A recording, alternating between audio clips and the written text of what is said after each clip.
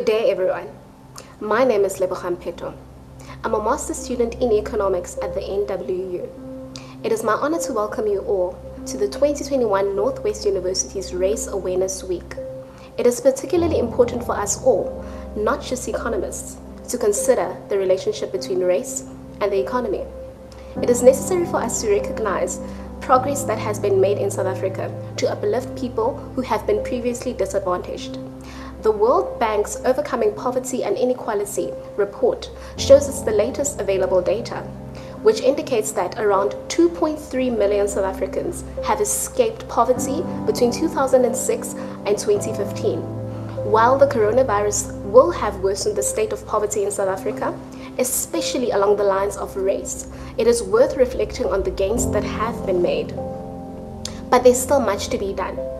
Just before the pandemic in 2019, we still had massive inequalities in terms of unemployment. Black Africans were reported as having 43% unemployment rate. Colored people were reported as having 30.1% unemployment rate. Indian people's unemployment rate was 20.6%, while white people's had only 9% unemployment rate. Startling statistics are also reflected in earning differentials, where Black Africans on average still earn less than what half of white people earn in South Africa. So too, a breakdown of the Black African workforce reveals that 18% are considered skilled workers, while in the case of whites in South Africa, the skilled workforce is 61%. These statistics emphasize that 3 centuries of colonialism and half a century of apartheid have left South Africa with massive challenge of changing the structural inequalities embedded within our economy and indeed our society. One of the main reasons for us hosting these cross-curricular events during RAW is to augment our learning outside of the classroom. This week is an opportunity for us all to learn, wake up, and to reflect. We encourage everyone attending this session to acknowledge that as a community that encourages intellectual discourse, that we need to ask the hard questions, but that we always remain respectful. That we push to understand better, but also know when to listen better. That you embrace being comfortable with the uncomfortable. As you watch the contributions made by the various speaker or speakers in each session, please feel free, not just to type questions, but even your thoughts and reflections in the chat box. You don't have to wait for the discussion section of the session. Please contribute via text from the moment we start with the session. If you are enthusiastic about unmuting your mic, you're more than welcome to raise your hand. If time allows, the facilitator will encourage you to unmute yourself. We hope that for each of you, this session will be the start of a conversation that leads to action just beyond Race Awareness Week. In closing, the patterns of race representations as well as gender and class demonstrate the longevity of racialized hierarchies of privilege in our country. Approaches to regulate, stimulate, and steer the economy are critical matters to contemplate as a university community embedded within broader South Africa. We look forward to your engagement. Enjoy. Geniet dit. Itumele. Lethabeng le rona. Good morning, ladies and gentlemen. Welcome to the online race awareness event hosted by the Northwest University. I myself, I'm Ms. Kibita Manseri, a lecturer of economics here at the Northwest Mahikeng campus. I will be the facilitator for this session. Please note that this session will be recorded and uploaded to the Northwest University's YouTube so that people can use the recording as a repository of knowledge whenever they like. Now, just a reminder, the format of this session will be as follows. We will be watching a pre-recorded contribution from the speakers. I'm encouraging you all to please post your reflections, comments, or questions in the chat box as you are watching and listening to the contributions from the video. You do not need to wait until the session of the question and answers, but rather, as you are listening to the video, and thinking about some of what the speaker is saying, you are welcome to post the questions there. Alternatively, if you want to engage with the speaker at the end, please raise your hand. And once I have recognized you, the tech team will unmute your mic and provide you with an opportunity to interact with the speaker. Now, before we enjoy the video contribution, let me take the opportunity to provide a brief introduction of today's session by highlighting my experience of race awareness. Growing up, I was privileged to attend an all-Black school and also a multiracial school. From the primary years, I schooled at an all-Black school. The differences we would have with my peers, they would be normal because it would be with peers of my same color. However, when I moved from the primary schooling to secondary, then my high schooling years, this is where the setting became different. I was in a multiracial boarding school, and it is where I encountered diversity in races. The environment setting that I was used to changed from the comfort of my fellow Black people to an interaction with all other races. It is in this environment where I realized that diversity has power. In a lonely environment away from mommy and daddy, and having to stay and interact with the many diverse races, I began asking myself, how do I begin to care for someone who is not of my own race? How do I share my feelings with this person? But most importantly, how must I see this person? In other words, yes, this person has a different complexion to my own, but how do I end up seeing them for not only their complexion, but for their human nature? It is in this diverse environment when I learned and realized that it's not how they see you, but it's how you see them. To unpack more on this topic, it gives me a great pleasure to welcome one of Africa's youngest female PhD holder, a motivational speaker, an academic, and an industrial psychologist. To the community of the Northwest University, this lady needs no introduction. This is because to the Northwest University, it is home for her. Any lecture she gives at home, I never consider it as a guest lecture, but rather I consider it as a homecoming lecture. Ladies and gentlemen, I present to you Dr. Musawenkosi Saurombe.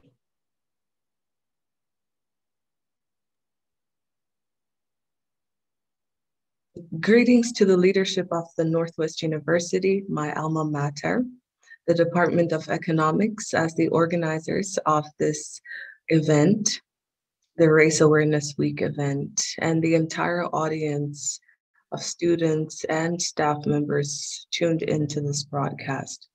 Today, we delve into a topic that has long been and remains a point of great contention in South Africa: the issue of race.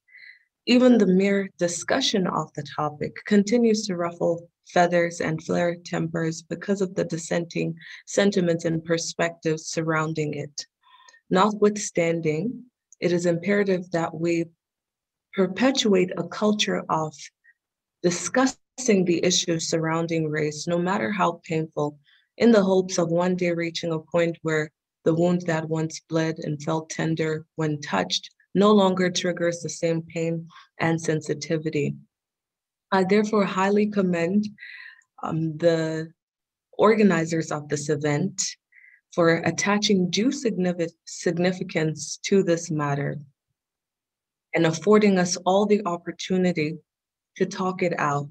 I hope each of us present here will approach this matter with utter respect for the viewpoints of others and with open minds that will help take us forward as a community. I believe each of us has encountered racial tension in various forms, whether directly or indirectly.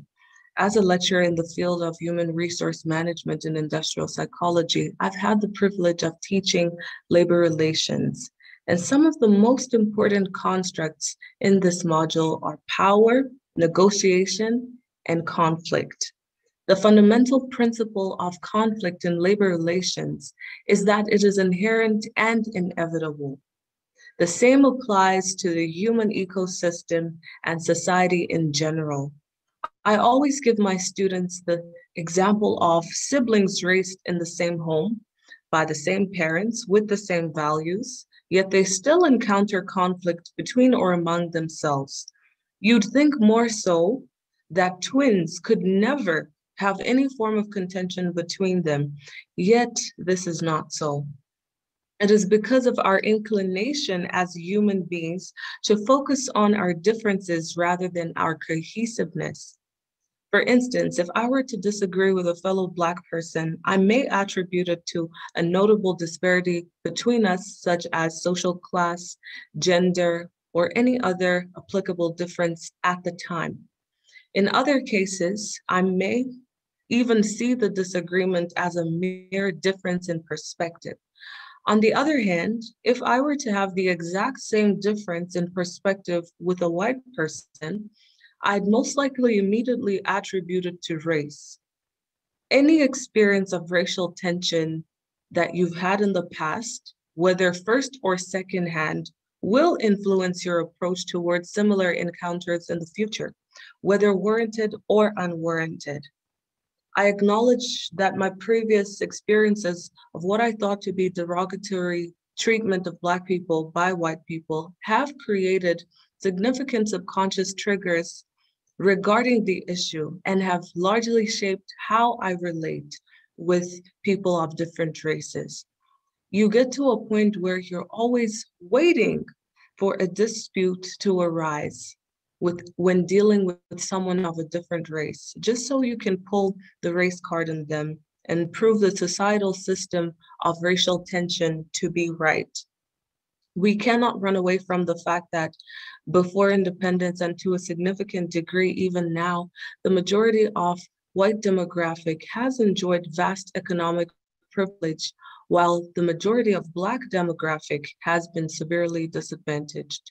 While we acknowledge the progress that has been made thus far, there are still many issues that require resolution.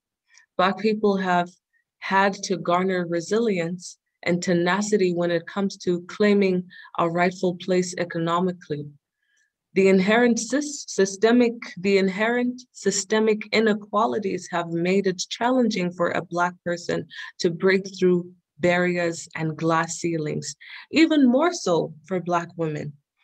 Adding to these existing barriers in the Black community is the often derogatory notion that any Black person who has achieved success has done so by unscrupulous means. While I have several white people who have supported me throughout my career thus far, there are also many white people, unfortunately, who don't believe I deserve my success and accolades. The ironic part is that too many of my fellow Black people feel the same, but my subconscious triggers cause me to be indignant towards white people rather than Black people, which makes me realize that racism is merely a portion of the grander tapestry of the contentions that characterize humankind. It's always important, I believe, to consider both sides of the coin.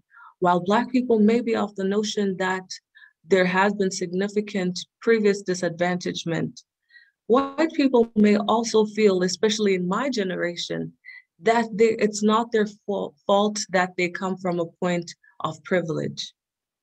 It's important to respect both perspectives and see how we can move past the differences that we encounter and experience.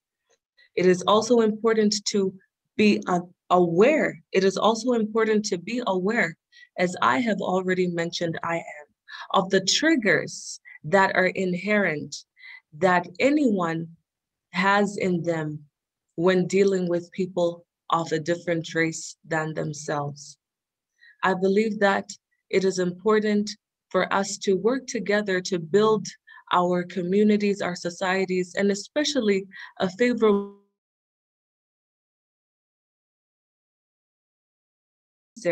that instead of over uplifting one race, it is important to address the issues that resulted in the disadvantagement of the Black demographic without creating an environment where in the future, again, there would have to be upheaval to correct any imbalance which disadvantages white people also in the future. We need to accept that we live together in this society and community and have to find a way to peacefully coexist. This, however, cannot happen until there's acknowledgement on both parts, especially on the part of white people, that there has been previous advantagement on their part. I believe that we need to strive to a common purpose and goal. And more importantly, be aware of how you see other people. I was notified of an underlying theme of this event being, it's not how they see you, but how you see them. I'd like to end with a brief analogy, which was supposed to initially be an illustration, but due to the nature of this event being virtual, I will not be able to do the illustration, but I'll give an analogy of the illustration as I have used it previously. Imagine if you have in a room different objects that are green and different objects that are red. I've done this illustration before with a group of students, and I asked them to count how many things that are red which they observed in the room. I had placed them at different locations, and most students were able to identify the exact number of red items in the room. After removing all the items, both green and red,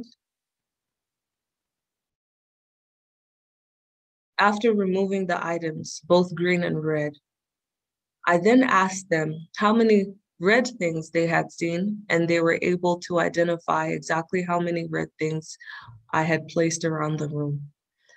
I then asked them to tell me how many green things they saw, or green items they saw in the room. And no one was able to give the specific number of green items that they had observed in the room. What did this reveal? What did this illustration reveal? It reveals that we often see what we're looking for. And it's the same thing when it comes to dealing with one another across our various races. Sometimes we're often looking at the differences rather than the similarities. And the more red things we look for, the more we will find them. But it's also important to acknowledge that there could be green items in the room that we're not even looking out for or focusing on, which now translates into the similarities and cohesiveness that does exist in our societies. And if we could focus on this, then maybe we could diminish the racial tension that currently exists. Thank you.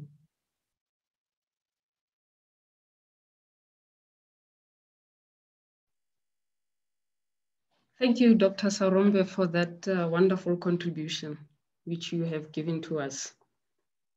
Doctor, from the video, listening to you and your contribution really towards this topic of it's not how they see you, but it's how you see them. From the video, you really encourage the importance of talking through issues of race. Now, I just want to understand, at what point do you think that perhaps we have talked about topics relating to race too much?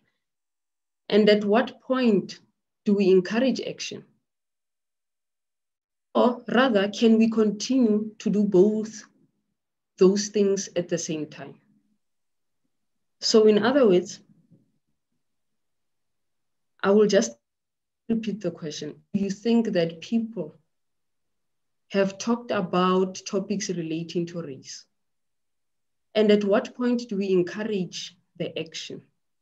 Or can we continue to do both those topics at the same time? Before you answer, Dr. Saurombe, I just want to take the opportunity to remind the guests that if you want to contribute, you are more than welcome to post in the chat, and I will recognize the chat once Dr. Saurombe has answered the questions. All right. Thank you very much. Thank you. Thank you very much, Program Director, Ms. Gibita Sere, for that wonderful introduction and for the great work that yourself and the entire team at the Department of Economics at the NWU are doing and have done, especially regarding the organizing of this event. Thank you so much to our tech team as well for being so hands-on and for your significant contribution. So to answer your question, I love speaking in analogies. I've actually just discovered that. It's a style of teaching that I've adopted over the years because sometimes it's easier to understand something that's related to a subject that you're speaking on, as opposed to speaking directly to that subject.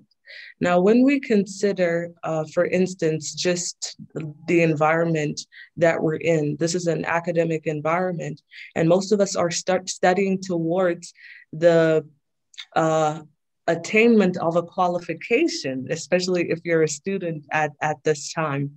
And there's a general misconception that once you have obtained your qualification, once you've graduated and you've been conferred with a degree that's commensurate with the qualification you were studying for, then the learning ends there. However, those of us who have entered the industry have been hit with the hard reality that that's only the foundation phase of learning. And thereafter, you need to build on the learning that you've acquired at a foundation level, that being the qualification that you have obtained. And this is why we have a concept that's referred to as long life learning. I'm sure many of us have heard about this, where you continue to learn about different concepts, even in your field while you're post-qualification. And this is particularly important because if you do not build on the knowledge you've already acquired through, let's say, a qualification, then you remain stagnant.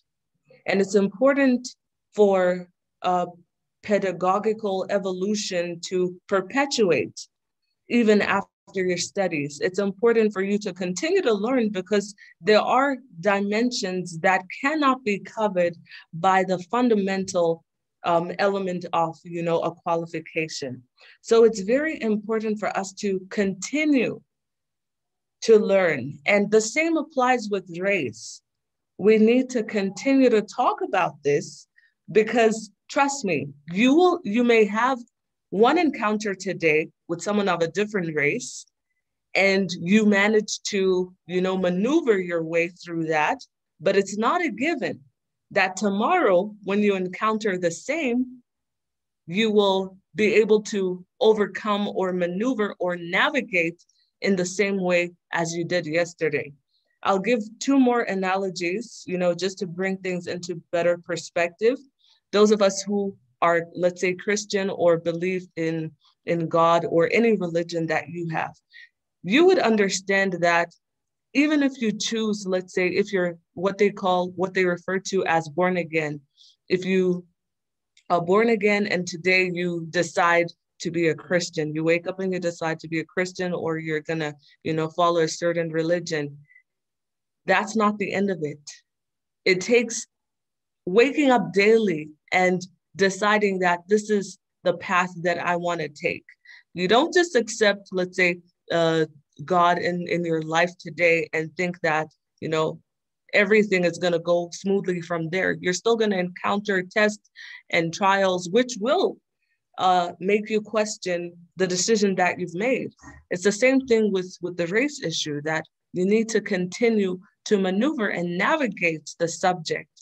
Also, if myself now being part of the married people fraternity, I've realized that all the books I read or all the information that I garnered before honestly is not enough to prepare you for, what you go through in the actual institution. It takes constant and perpetual efforts to make it work. You can't just say, okay, now that I have, I have a certificate and I'm married now. So everything I learned before that, the premarital counseling, is sufficient to take me through the rest of this institution. It doesn't work like that. So it's important for us to continue to navigate. Where exactly do we need to make certain changes, or what things are we, let's say, more inclined to maintain that we have learned from past experiences and encounters? And that is why I believe it's very important to have events such as this one, where we continue to deliberate and see things from both perspectives. We make those of a different race see how we feel and perceive things, while they also show us their perspective, and see how we can find a common ground in bringing these perspectives together in a way that benefits us as a community and society going forward. Hi, Dr. Saurombe. Sorry, Kibetsimang is just struggling a little bit with network stability. So I'm just quickly going to help out here by just reading some of the comments that we've gotten in the chat box. So Corey was asking, well, firstly, complimenting on saying such a great contribution so far. Thank you. Corey is asking, how do you think your background in industrial psychology has enlightened you on the importance of encouraging greater social cohesion?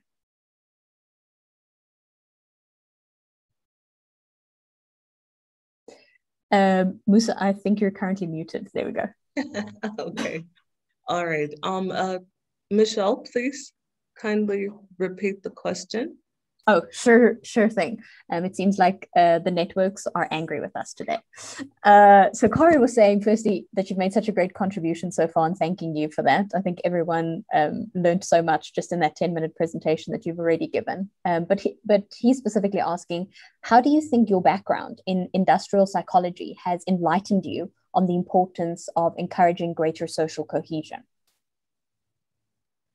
Okay, so thank you for the... It's a small question, a small one. Yeah, it is. Thank you for the question. Thank you also for the positive feedback. I really appreciate it. And it's an honor, like I said before, to participate in this event, because it's a very significant and imperative building block of our society, because we know that we cannot run away from the fact that in this country, in South Africa, we live in a multiracial society. So it's important to find that cohesiveness. And how my profession has contributed towards, my perspective or dealing with issues pertaining to race has been that industrial psychology is, of course, a facet of the greater discipline of psychology. And this has helped me to realize that as individuals, each of us have been raised in different backgrounds and in different communal settings. Now, even within specific races, if you look at, let's say, in the Black fraternity or race, or even the white race, while there are similarities in how Black people are raised and similarities in how white people as a conglomerate are raised, however, within these specific races, you will find that there are disparities or differences in the upbringing and the backgrounds of Black people. I'll bring it down to grassroots level where, let's say, all of us are familiar with the classification of even race, which is so broad that it often even, incites and evokes greater challenges. Because take, for instance, when we refer to Black people in South Africa, that includes, let's say, Indian people. It also includes Chinese people. It also includes colored people. So all these people termed as people of color are boxed into this classification of Black people or Black as a race. However, if you look at the backgrounds of how, let's say, Indian people are raised compared to how typical African Black people are raised, there's a huge disparity.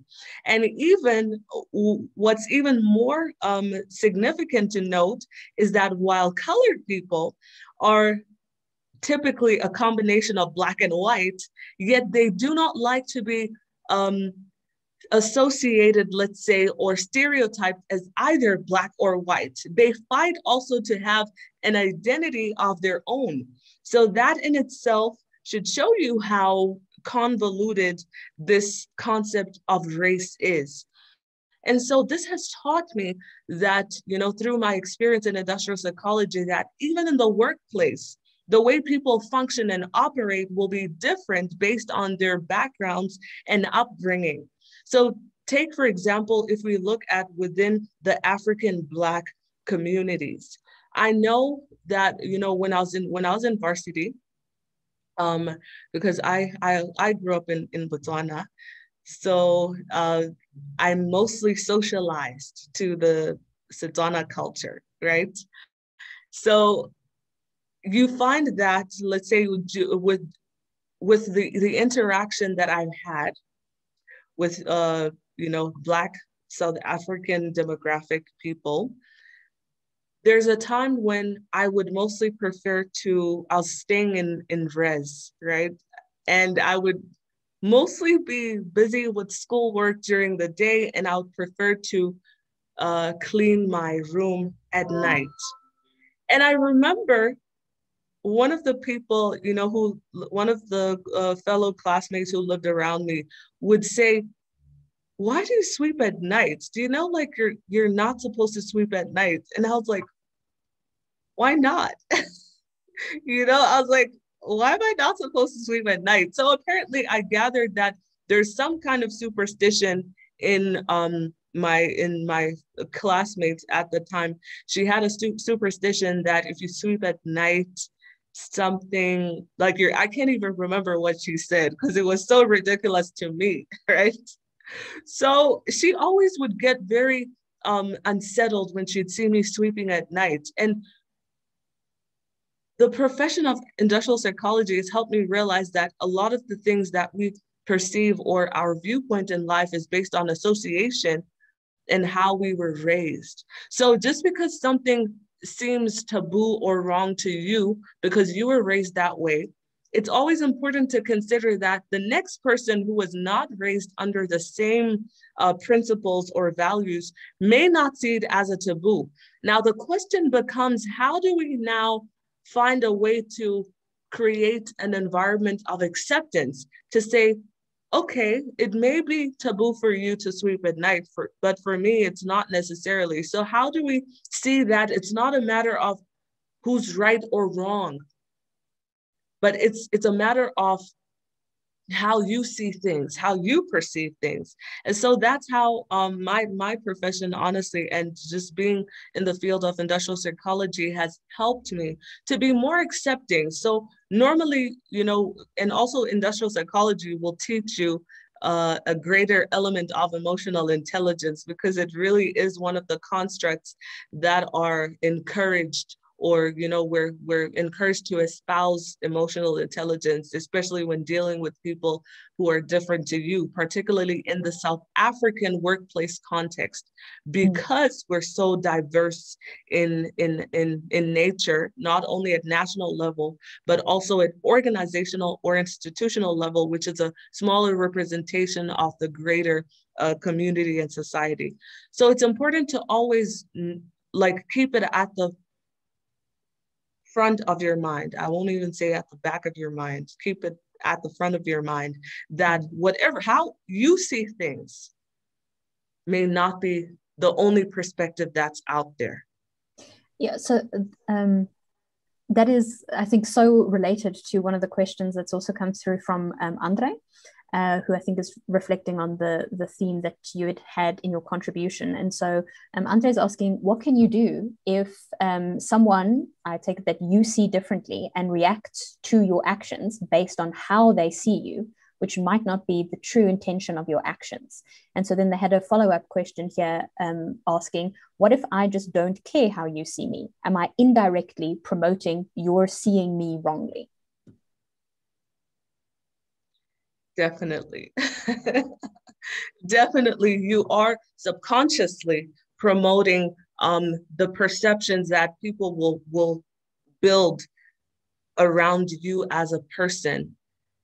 However, because I'm one person, like I've already alluded to, who likes to see beyond the facade, and it's very difficult, and it's something I've had to learn over the past several years, to see beyond the facade.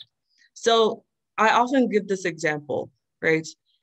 If, let's say, someone in a crowded space, thanks to social distancing these days, we're avoiding a lot of those crowded space type of scenarios. But back before what we've dubbed the new normal, in most situations, if you found yourself, let's say, in a queue, whether at an ATM, in the bank, or trying to at a till, or any similar scenario where you're waiting to receive a service and you have other people either ahead of you or behind you, sometimes it happens that you may step on someone's toes. Now I'm talking in the literal sense, not figuratively. You may step on someone's toes. Now, I've had a similar situation, and of course, your first instinct is to want to really blow your fuse at this person, because why are they not being more careful? Why did you step on my toes? But having encountered something similar myself, before I snapped, and I was just so close to snapping, and when I looked at this person, I was just about to snap, and I could tell that they are waiting for me to snap. And then I just had a change of heart. And I said, you know what, let me rather deal with this calmly. So I just looked at them, and they quickly apologized for stepping on my toes. Now, I could have blown my fuse, right? And oftentimes we do, because we have what we call triggers, right? Triggers which sometimes have nothing to do with the situation we're currently faced with, or encountered with, or confronted with, rather. So you will blow your fuse because maybe when you left home, your child pissed you off, or your sibling, or your friend, your roommate, or someone that you live in the same space with upset you in one way or another. So when you go out there, you're already fueled, right? And you're ready to snap at anyone who comes at you, because sometimes we don't direct our indignation or disgruntlement at the people who directly caused it, but we wait for any other opportunity to do so, right? And often it's the people we don't know so well that suffer, because when we go out there, we're waiting for to unleash, or make a punching bag out of what we call the weakest link. So it's always important to introspect. If you are one who knows you have a carefree attitude, or you easily snap, especially when dealing with people who have significant differences to yourself, let's say introspect, just ask yourself, the way I relate to white people as a Black person, is it the same way I would relate to Black people? Or do I subconsciously act in a certain way because I'm guarding the possibility of this person, let's say, attacking me because of the societal notions that have been inculcated in us, that there is this feud between, let's say, white and Black people. So if you ask yourself that and you've realized that the same things that you would snap at white people for, you would not snap the same way at Black people for, then there's a problem which needs to be addressed. And it's very difficult coming to terms with that because, as I mentioned in the pre-recording, our encounters, whether firsthand or vicarious, so meaning through other people, even if I've just observed, let's say, a Black person attacking a white person, then let's say if hypothetically I'm a white person, I'm just gonna have in the back of my mind this attitude that Black people are mean to white people. So I'll always be on the guard. So it's always important to keep that at the back of your mind or at the front of your mind. Thank you, Doctor, for that. Let me also take the opportunity to thank Michelle. My network was just a bit unstable. I don't know what is happening today. Welcome back. If needs be that I need to switch off my video so that the network becomes stable, don't be surprised about it.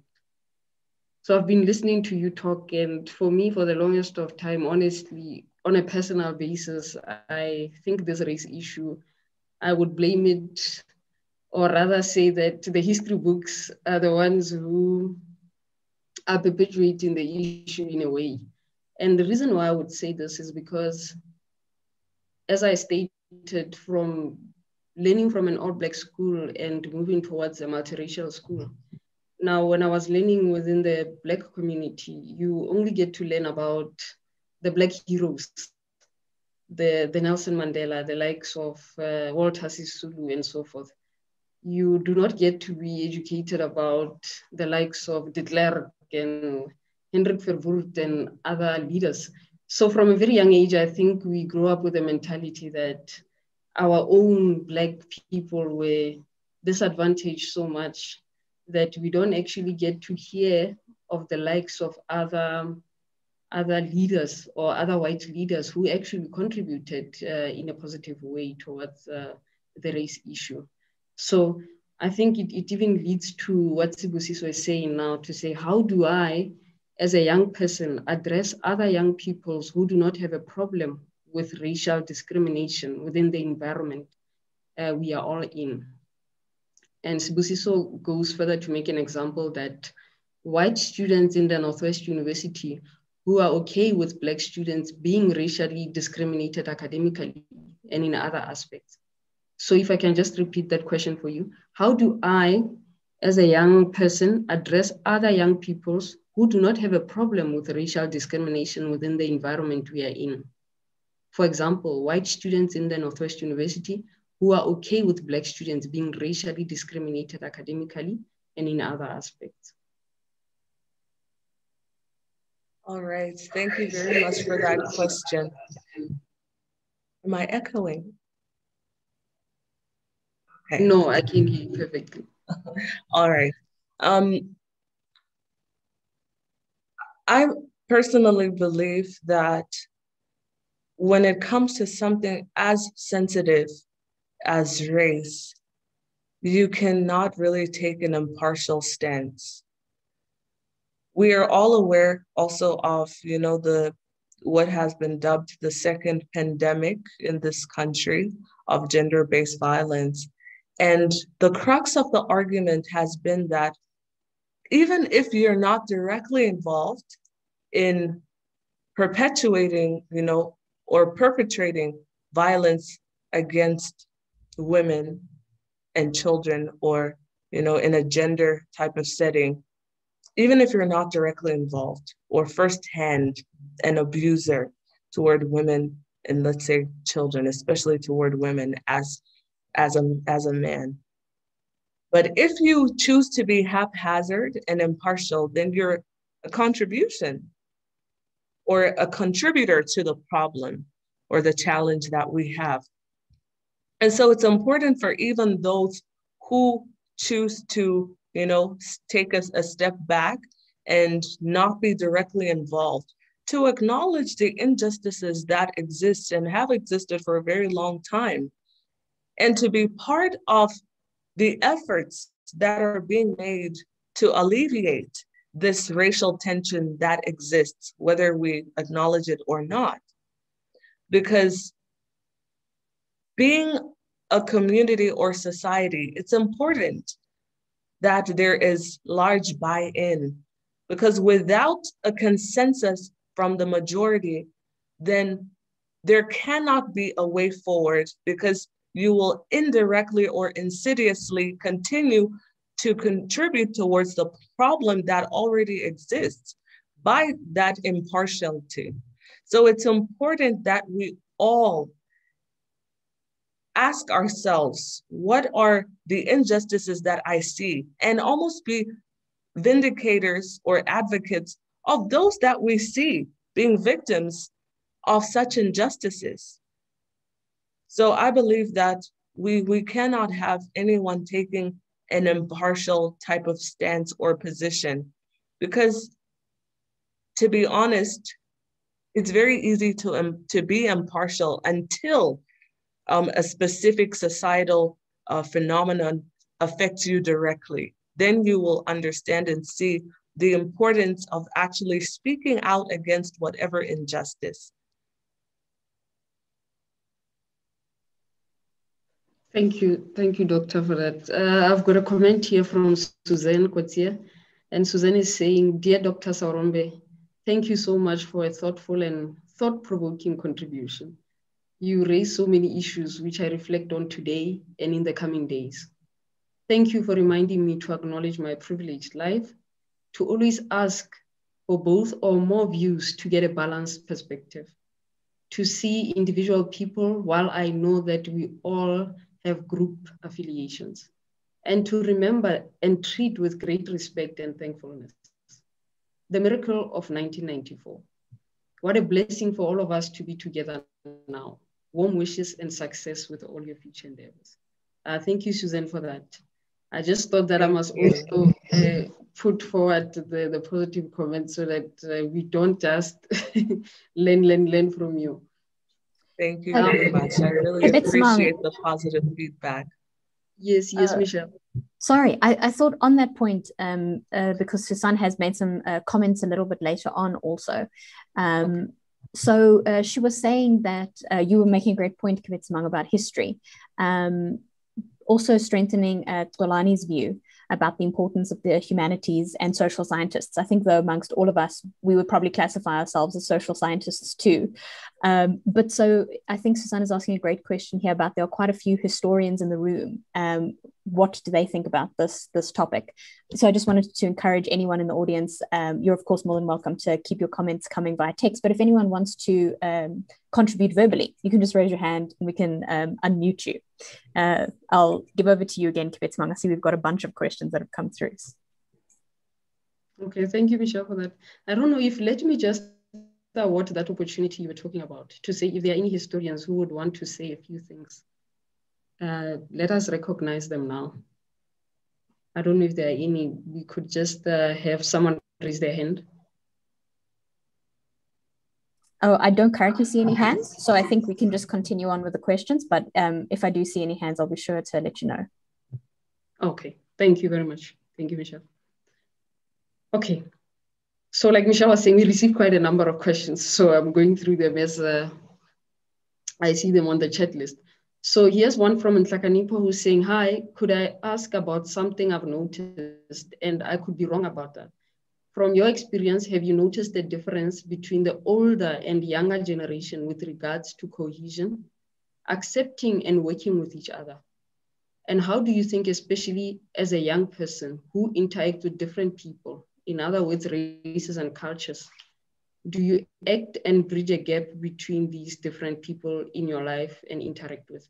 I think that was quite a long question. Maybe I could repeat the first part and then you address on that, Doctor.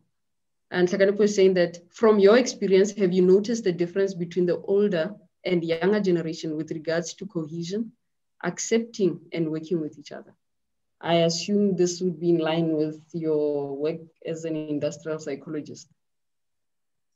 I have actually observed a difference, but it's quite a paradoxical one because you have, let's say, in the older generations, those who are, who were part of the struggle, who obviously were born during or before the struggle and still are with us today. You have two sides of the continuum. There are those who believe that the concept or the whole issue of reconciliation is a facade or was a futile approach to solving the racial tension and imbalances. And then there are those who believe that we should not stir the pot. Otherwise, we could end up like, let's say, for instance, a country like, and this is often used as an example, a country like Zimbabwe, right? Most of us are aware of what happened in Zimbabwe, right? With the approach that was taken to dealing with racial tensions and the disparities between white and Black people. So you have two ends of the continuum when it comes to those of the previous or the older generations. And then also with young people, there are two ends of the continuum. However, most young people, especially those of the Black demographic, believe that the work that the older generation started needs to be continued until it yields the fruit that the older generation were trying to achieve, because clearly in the perspective, especially of the younger generation, it did not completely achieve the liberation struggle, and also independence did not completely achieve the intended results. That being alleviating completely or to the largest extent, the racial tensions and imbalances. So these are some of the challenges that we sit with today now as a society, whereby there becomes an element of even infighting as well. So I'll give an example, let's say, of what typically happens in the Black demographic when it comes to the older generation and the younger generation. So the younger generation, as we try and make a contribution towards the future, which is where we're headed, are often met with great resistance from the older generation of Black people who make us feel clueless as to what the liberation struggle entailed, and almost want to silence and suppress us from making any efforts or strides towards creating a more balanced racial society. On the other hand, we have, let's say, and correct me if I'm wrong, but this is based on my observation when it comes to interaction with the younger generation of white people, where they mostly just want to make peace, right? And believe that there was injustice that took place, which needs to be resolved, or, the tension needs to be diffused in some way. And sometimes their older generations also want to suppress and silence them and say they have no idea what the pre-colonial period entailed. So they should not really try to make strides on issues that they don't fully understand. This becomes very challenging because the future belongs mostly to the younger generation and those succeeding us, right? However, we find that oftentimes the older generations sometimes want to have more of a say in the future, which they will not be a part of, than our generation that is supposed to now be working towards a better future. And to be very honest, sometimes the feuds between the younger white generation and the younger Black generation is as a result of the indoctrination of the older white and Black generation. I sometimes feel like we would get along more if it weren't for that indoctrination from the older white and Black generations. As younger generations, I believe that we would probably get along more. And since we cannot now undo the indoctrination and inculcation that already took place from the older generation to the younger generation, it's important now that the younger generation try and resolve such issues in our children going forward.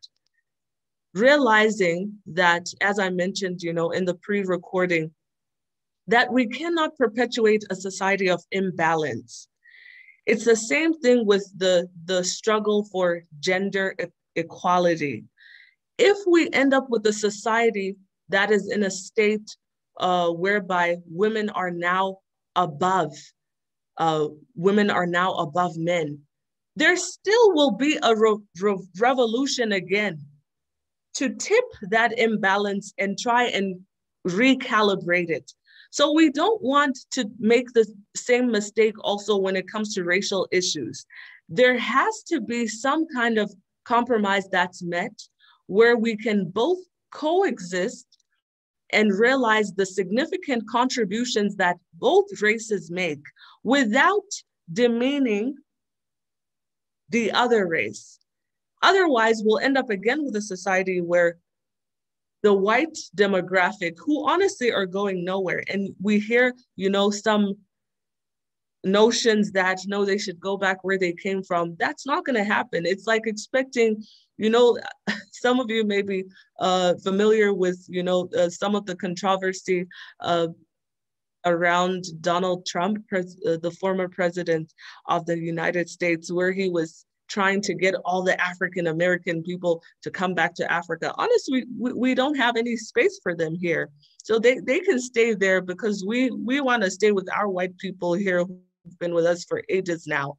So it's important to find that balance and to coexist, because we'll keep on tipping the balance of society if we elevate one race above the other. So the issue we need to deal with is finding a balance. We're not trying to set another imbalance, which in the future will need recalibration again.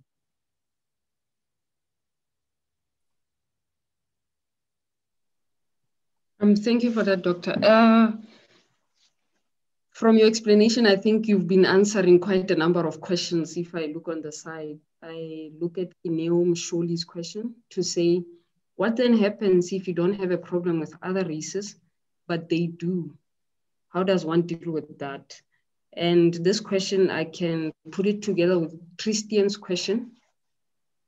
Christian says, what should I do if I were bullied by people of my own race, just because I were kind and showed compassion to some of another race? And in fact, it's not that one. Sorry, Michelle. It's this one of how does one deal with people who discriminate against interracial couple, for example. So I think hearing what you've been saying about we need to be a balanced society, we need to compromise, have contributions from both races so that we do not start another imbalance. I think that could be your answer to those questions. But I don't know, Michelle, you want to add something? Yeah, no, I just wanted to say that we have so many questions coming through, Dr. Saurombe. So just in the interest of time, we're trying to kind of combine them via theme. And if you can, I know they are so complex to answer, but try to be succinct about them. And yes, I would just encourage the audience that we would love to hear their thoughts and reflections too. They don't necessarily just need to ask questions. I see Susan is talking here about racially aware parenting, and that's such a powerful idea. So great for the audience to also just contribute their thoughts and comments too. Thank you for that, Michelle. Let me see if I can take another question here. I don't know if Dr. Saurombe perhaps wants to talk about Tristan's question about interracial couples. Oh, interracial couples. That's very interesting. Or well, his question directly, or perhaps hers, is how do you deal with people who discriminate against interracial couples?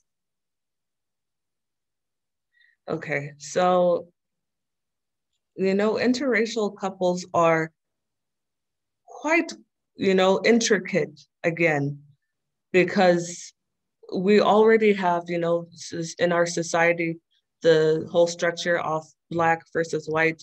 And then, typically, not meaning any disrespect to the other demographic like the Indian and Chinese, but the crux of the society is constituted by Black, white, and then let's say colored people. If it so happens that Black and white intersect, and then it creates, that the mixed race, as we also sometimes refer to them.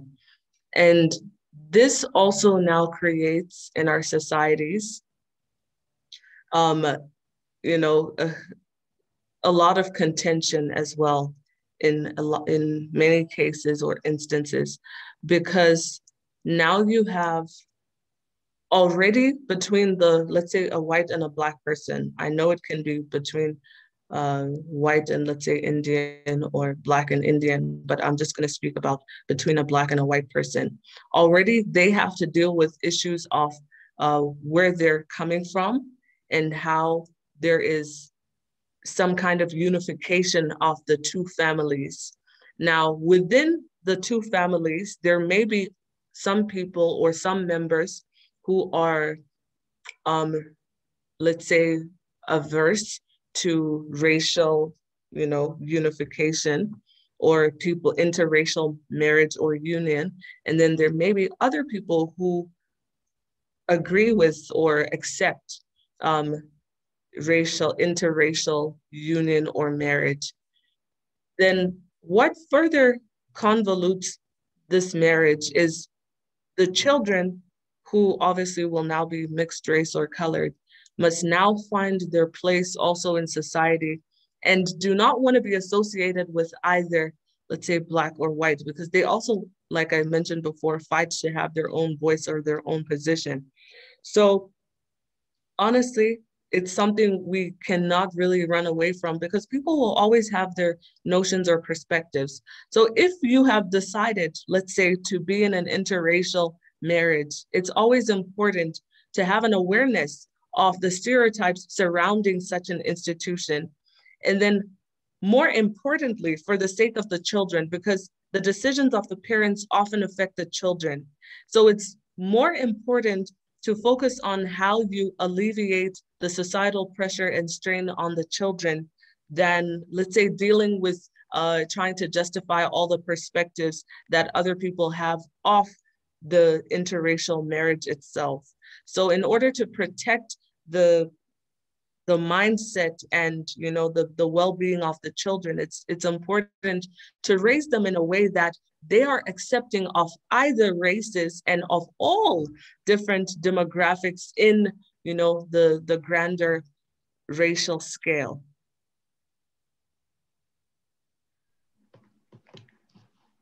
Looking at these comments, Doc, there's one that I like, and I think that, again, in my own personal view, this is what we are experiencing. From CN Mpofu saying that, how does one deal with racism or tribalism that happens within the same race, like Black on Black or white on white? And I'll couple that question with Johan Kuan, who says, how much of the differences between races are determined by culture rather than race itself? So many of the differences, actually. And that was the crux of my pre-recording, that a lot of the things we attribute, let's say, to tension due to race are actually merely, an individual diversity, which comes to the fore once we reach a situation of confrontation. So it's important to realize that the same way that two individuals raised in the same home may have different perspectives due to socialization and other factors. And you will never completely agree with even someone raised in the same home as yourself, but you won't attribute it to race. You'll probably attribute it to one of the other differences you may have. I know sometimes I if I'm in any form of altercation or having a disagreement with my siblings, I'm an only daughter between my parents. So I have brothers only. So sometimes when we disagree, I often find myself saying, no, but it's because you guys are actually doing this because I'm the girl and I'm the female in this, in this setting. So the first trigger that most of us have is to focus on the differences between us. So if I'm having, let's say, a disagreement with a male, I'll say, okay, so it's because I'm female. They'll probably do the same, that you're saying that because I'm male. So the same thing with even race is that we tend to look for the most obvious difference between us. So you'll find that a dispute between a Black and a white person will be attributed to race, and yet the same dispute between a Black and a Black person, you won't be able to blame it on race. So what will you actually blame it on at the end of the day? That's where you realize that it's just differences in perspectives. And that's where that background issue I spoke of before comes in again, that we're all raised, in different ways with different values, principles. So I will see things in the way that I was brought up, but you may have a different perspective. And that's what's important in our communities, to realize that someone sees things in a different way than I do. But how do I accommodate the view that they have? Because if you're standing on either side of a 6 and a 9, we're both correct. But, at the end of the day, it's two different perspectives, which are both correct, essentially. Yes, that is true. And hence in my introduction, I said, whatever that I would disagree with my fellow Black community, it seems like it's normal. We are just arguing. But whenever that it would be with a white person, I now want to pull the race card and say, are you doing this because I'm Black and you are white? But if it's Black on Black, we hardly ever get to pull out that card. We just say, oh, maybe it's because I'm female and maybe you are male. Or maybe it's because I'm Zulu and you are Tswana. so there will always be that difference in society. So from Andre is saying that from a psychological or psychosocial perspective, is it possible that someone from another Black African country with a history different from that of South Africa might not see the Black, white, and racial tension as a South African? So would that contribute to how they see a Black or a white person in South Africa? Please repeat that. Okay, so from a psychological or psychosocial perspective, is it possible that someone from another Black African country with a history different from that of South Africa might not see the Black, white, and racial tension as a South African? And the question goes further to say, would that contribute to how they see a Black or a white person in South Africa? In other words, if someone was from another country coming to South Africa. No, absolutely. I understand. I just needed to make sure I'm getting the question okay. I'm decoding the question as it was encoded. So I'll actually be one person who can really speak to this, because I've mentioned before that I grew up in Botswana. So obviously Botswana also gained independence in 1966 from the British, and there obviously are still, especially previously, were a lot of British white people still living there in Botswana. Interesting part is that the way we related, and I was blessed to attend predominantly white schools, both British and American.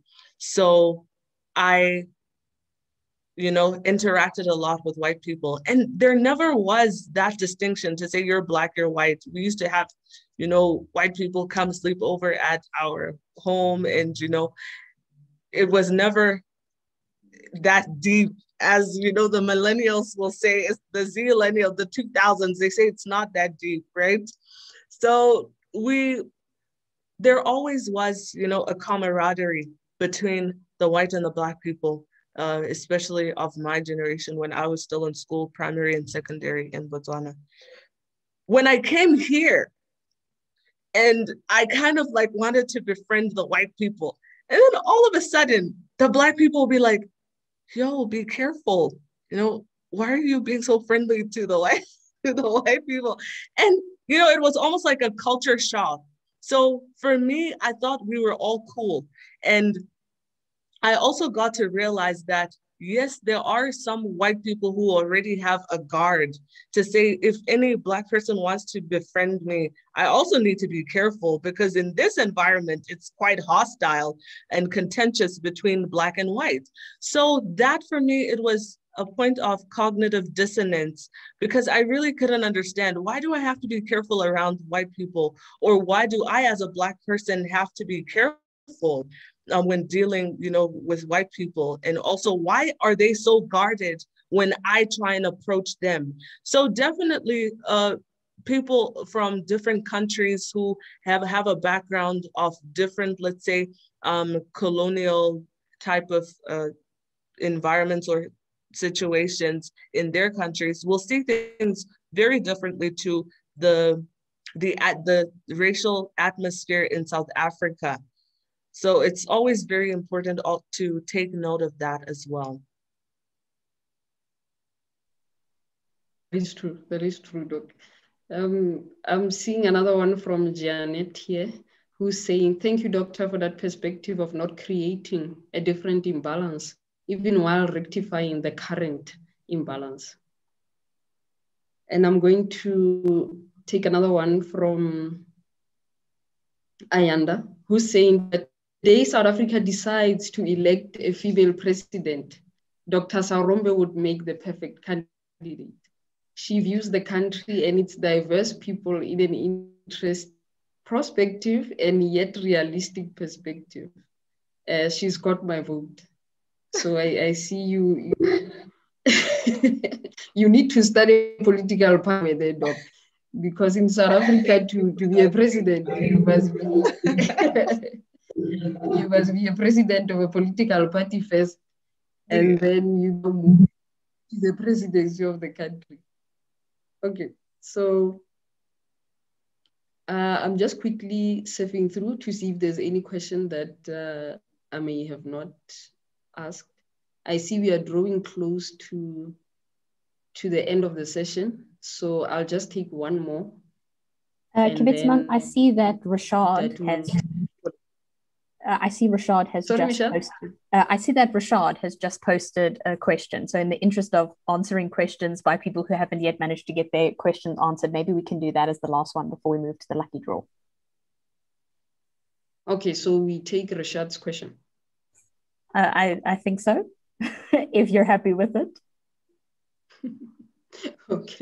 Okay, no, it's fine. It's just, okay. Rashad is Rashad's question is that I'm just wondering, to what degree are our discussions on race? Yes, that is the one. So just to repeat, I'm just wondering to what degree are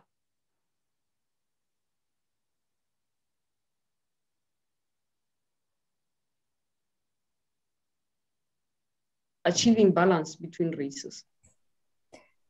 I think Kibitsamang network let you down there for a sec. So I think you may have to repeat. The network is not on my side, and I see Riyad's question is quite long. So I don't know if we're still going with it. I think, yeah, Dr. Saurombe, if it's possible to answer it succinctly, then we should make it in time. Yeah. Okay. So just for the last time to repeat it, I'm just wondering to what degree are our discussions on race influenced by race essentialism? For instance, in a prior discussion on the long-term goal of achieving balance between races, does this not imply that race really actually exists, or is natural or permanent in some sense? If race is a social conduct, open bracket, imposed by force through colonial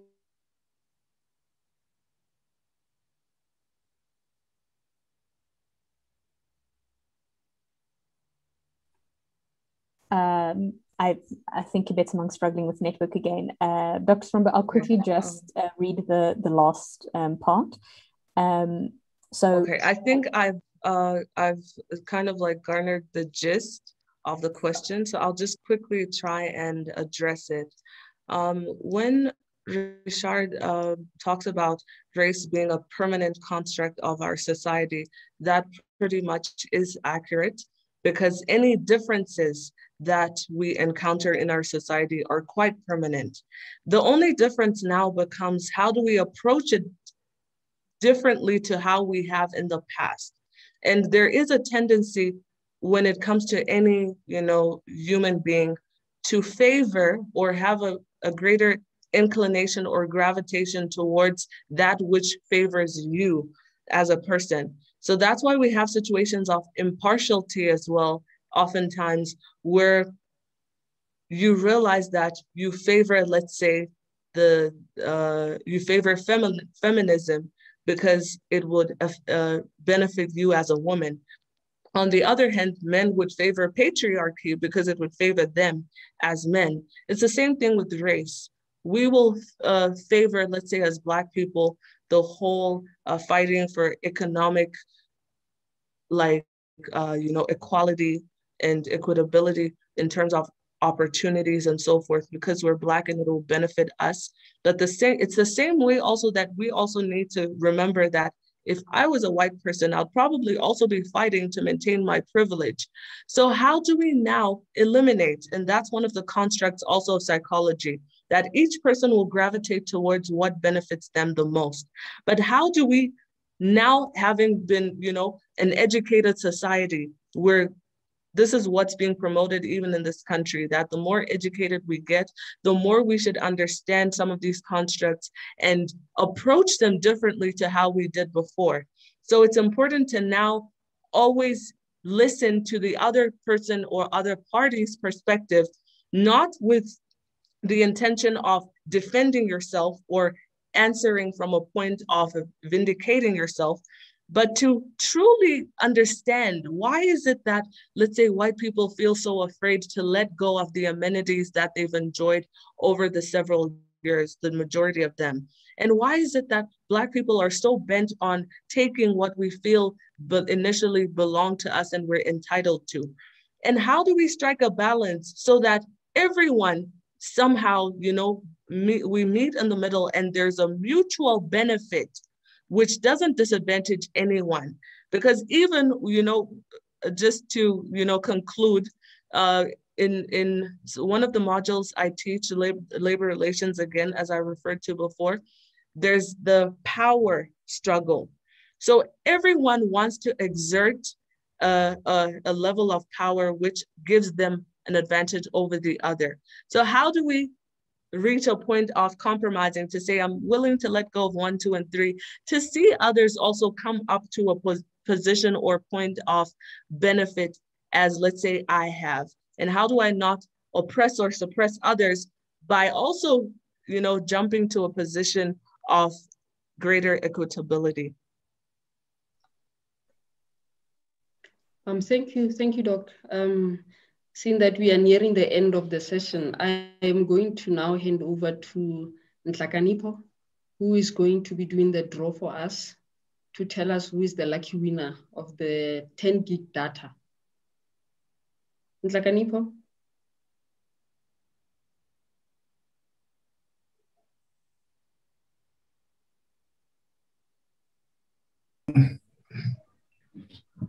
Thank you. It's over to you now. Sorry. I'm sorry if the camera quality is a bit bad. I've got the names here in the names and student numbers here in the head. Should I do it now or? Yes, please. So just for clarity's sake, here are the student numbers and the names, and the winning student number is 230-22019. Just to repeat, 230-22019. Awesome. So the winner. Should I put up? Okay. Perfect. Thanks, Nhlakanipo. So the winner is Flori Makaku. Flori, we'll be in touch with your 10 gigs of data. Thanks, Nhlakanipo. Kibetsimang, over to you to close off the session. Thank you, Nhlakanipo.